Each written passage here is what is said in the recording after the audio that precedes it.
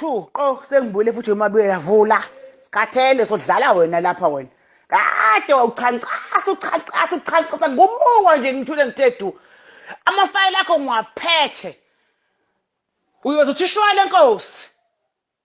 bese ngiyakuyeka uyayisakabi xolisa emabhinqeni la waxhaphazile wena sodlala wena lapha daba zakho lapha inako bani hamba ukhuluma indaba zamabhinqa nje wawuzelele kulo msakazi kanti waphuma le wena kodwa ipolitiki leyo sugijima nazo phamisa izandla njengocabasha wabuya ekhosini ubuso yenye amadoda akho ezokufaka emsebenzini lapha kanti buye uzosichaphaza sasizwile ke futhi ukuthi nale kubhuda manzonzo lapho hlezi khona ahleze engikhalela ukusuku nemini amavukani engifonela la wagwasa ngo-5000 usuyiqedile imali zeingane zabantu zimdola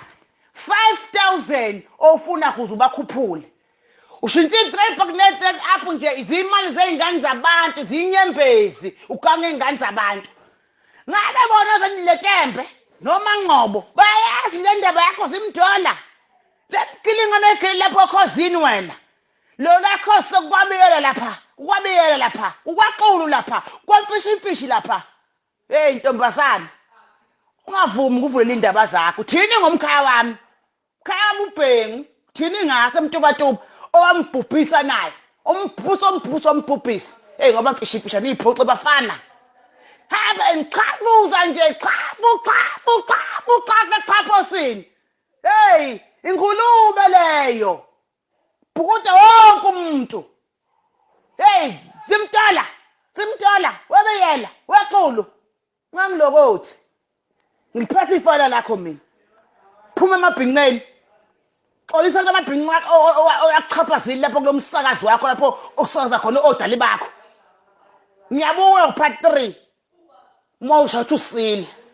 imo wakho bayo imo Welile yongenzani akubhonya mina angikwesabi intombazana jwayele ubaqhaphaza wena useyisapha ukuhlekisa ngathi thina sidliwe uTriple M Ukhozini wathi imathi sivotela into encane ngabe uwinile vele sidliwe siyakhala wena ngabe usimele njengomuntu osakaza uhlelo lamabhinqa sika uhlekisa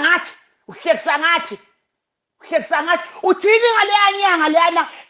nepheke igcina umzimba wonke yathenga ethamka 1.5 uthini ngale ndoda lena eyadayisa imbuzi yawo kugcina esibayeni uthini ngalabo bantu hey wena ona ngane wena ususijwayela ngamasimba wena